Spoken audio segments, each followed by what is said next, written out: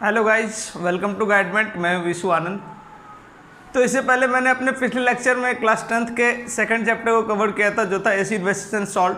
तो उसके acid and bases के जितने भी पार्ट थे मैंने उसको कवर कर लिया था। हम लोगों ने एसिड एंड बेस के फिजिकल प्रॉपर्टी देखे थे, केमिकल प्रॉपर्टीज देखे कि एसिड एंड बेस जब रिएक्ट करता है तो क्या फॉर्म करता है। तो मोस्टली हम लोग जब रिएक्शन में देखे तो हम लोग क्या देखे थे कि एसिड और बेस जब भी रिएक्ट कर रहा है या किसी भी चीज़ से रिएक्ट कर रहा है तो वो हमारा रिएक्टेंट आ रहा था सॉल्ट प्लस वाटर। तो हम एसिड बेस हम लोग का पूरा कंप्लीट हो गया था। तो अब आगे देखते हैं, हमारा आता है सॉल्ट।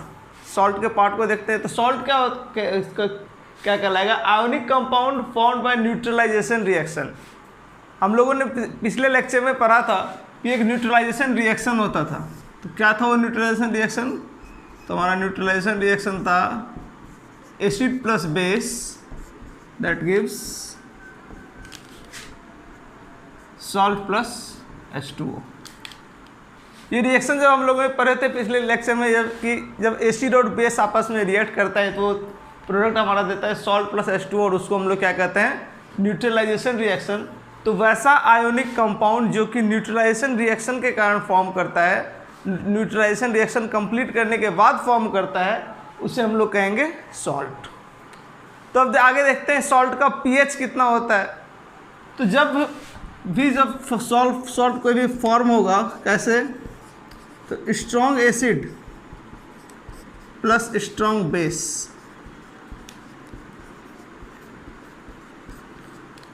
जब भी कोई एक स्ट्रॉन्ग एसिड रहे या और एक स्ट्रॉन्ग बेस रहे, वो जब आपस में रिएक्ट करेगा तो हमारा pH उस सॉल्ट का आएगा 7, मीन्स वो न्यूट्रल रहेगा। जब भी कोई स्ट्रॉन्ग एसिड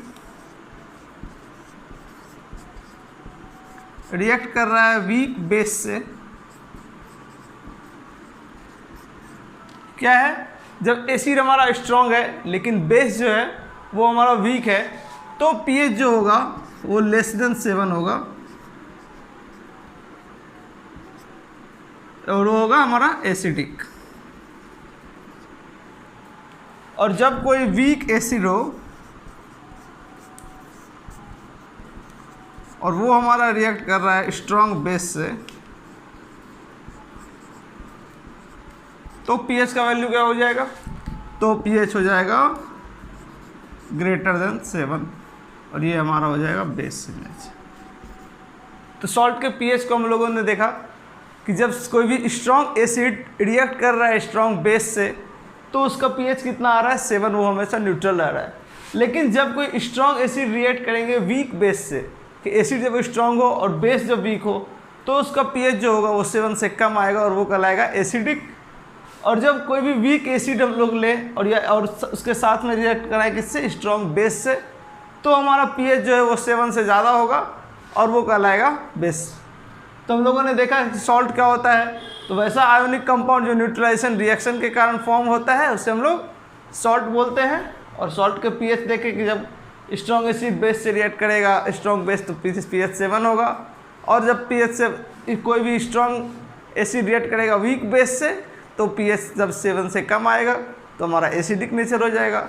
और जब कोई भी वीक एसिड रिएक्ट करेगा स्ट्रॉन्ग बेस से, तो pH जो है वो 7 से ज़्यादा होगा और वो कहलाएगा बेसिक इन नेचर।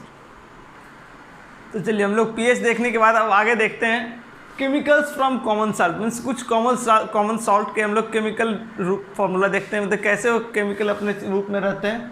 फर्स्ट हम लोग देखते हैं सोडियम हाइड्रोक्साइड। तो सोडियम हाइड्रोक्साइड कैसे फॉर्म होता है वो देखते हैं। When electricity is passed through an aqueous solution of sodium chloride, किसी भी सोडियम क्लोराइड का जब एक्वस सॉल्यूशन से हम लोग इलेक्ट्रिसिटी पास करेंगे तो वो क्या करेगा? It decompose to form sodium hydroxide. Means हमारे पास कोई भी सोडियम क्लोराइड का सॉल्यूशन है, उसमें हम लोग इलेक्ट्रिसिटी पास करेंगे। सोडियम क्लोराइड का एक्वस सॉल्यूशन से जब इलेक्ट्रिसिटी पास करेंगे, वो सॉल्यूशन जो है एक्वस सॉल्यूशन वो डिकम्पोज करेगा, और डिकम्पोज करके क्या फॉर्म करेगा? तो डिकम्पोज करके हमको फॉर्म करेगा सोडियम हाइड्रोक्साइड। तो ये कैसे हुआ? तो ये देखिए, जब NaCl हमारा एक्वस फॉर्म में है, इसमें वाटर मिलाए, उसके बाद हमको इसे क्या किया? इसके साथ इलेक्ट्रिसिटी पास किए इस रिएक्शन में। जब इलेक्ट्रिसिटी यूज़ किए तो हमको प्रोडक्ट हमारा आ रहा है 2NaOH plus Cl2 plus H2O, और NaOH जो हमारा हो गया, ये हो गया sodium hydroxide.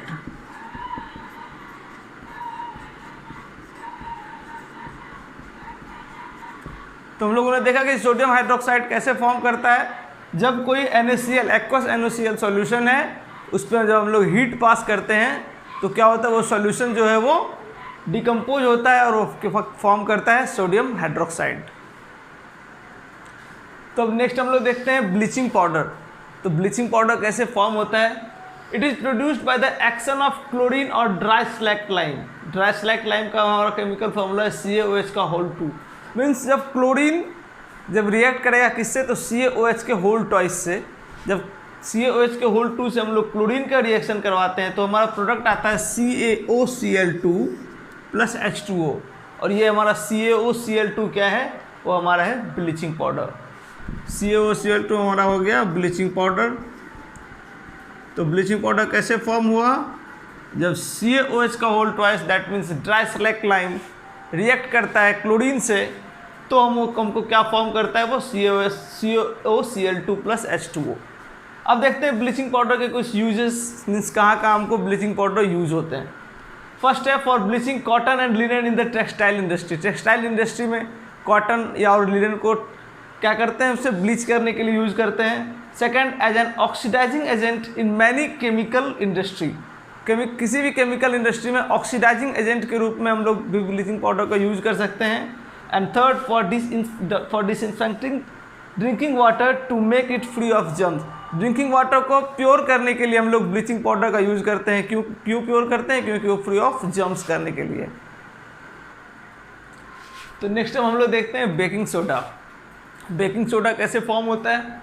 It is produced by using sodium chloride as one of the raw materials. Means जब हम सोडियम क्लोराइड को एक रॉ मटेरियल की तरह यूज़ करते हैं और सोडियम क्लोराइड को रिएक्टेंट में, प्रोडक्ट में, रिएक्टेंट में रखते हैं, और इसके साथ हम लोग वाटर, कार्बन डाइऑक्साइड और अमोनिया, जब हम लोग किसी भी sodium chloride that means NaCl का रिएक्शन करते हैं तो किसके साथ? Water, carbon dioxide CO2, NH3 ammonia. जब ये चारों को जब एक साथ कंबाइन करते हैं तो हमको ये प्रोडक्ट देते हैं NH4Cl प्लस NaHCO3। NaHCO3 को हम लोग कह सकते हैं सोडियम हाइड्रोजन कार्बोनेट, इसका केमिकल नेम हो गया, और कॉमन नेम हमारा हो जाएगा बेकिंग सोडा। तो बेकिंग सोडा हमने देखा कैसे फॉर्म किया, जब NaCl रिएक्ट करता है किसके साथ?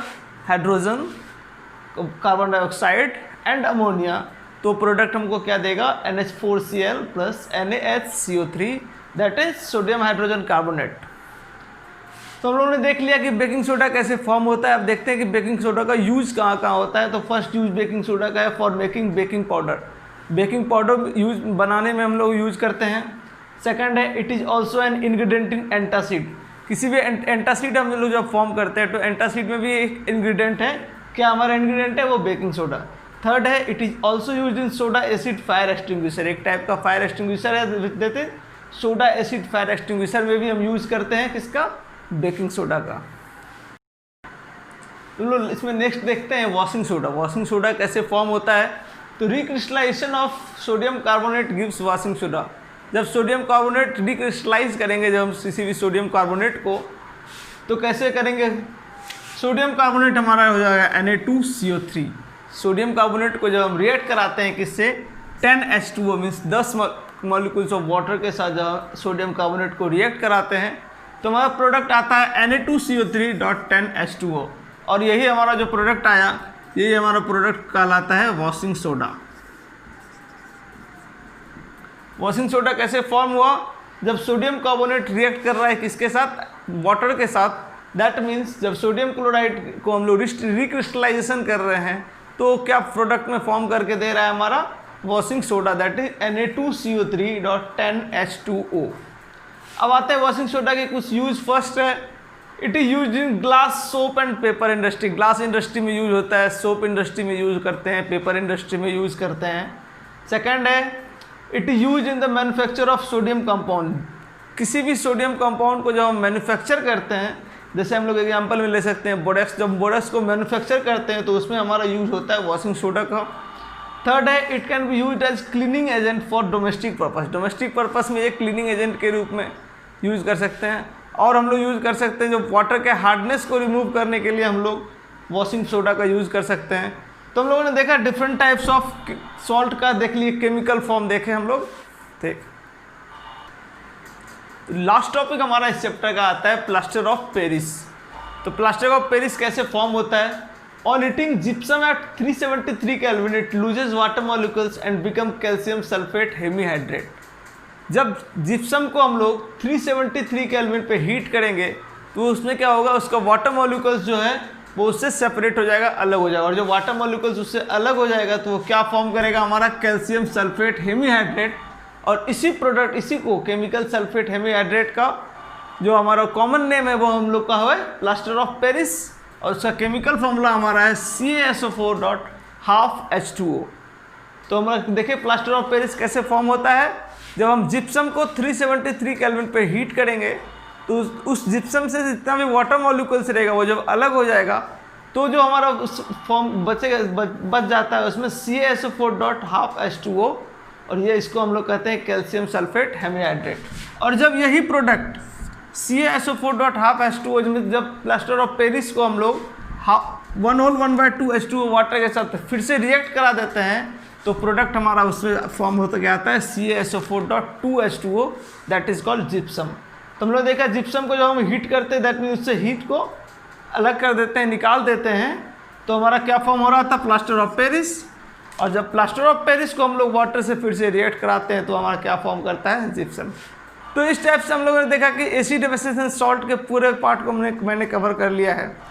तो आगे चल के नेक्स्ट पार्ट में हम लोग फिर से क्लास 10th के और भी चैप्टर्स को देखेंगे। तो जो भी बोर्ड के स्टूडेंट हैं उनको मैं बता दूं कि इस हमारे इस चैनल पे आप लोग सिर्फ लेक्चर्स ही नहीं देखेंगे, जब आपका एग्ज़ाम नज़दीक आएगा तो बहुत तरीके से हम लोग आपको मॉडल क्वेश्चंस करवाएंगे।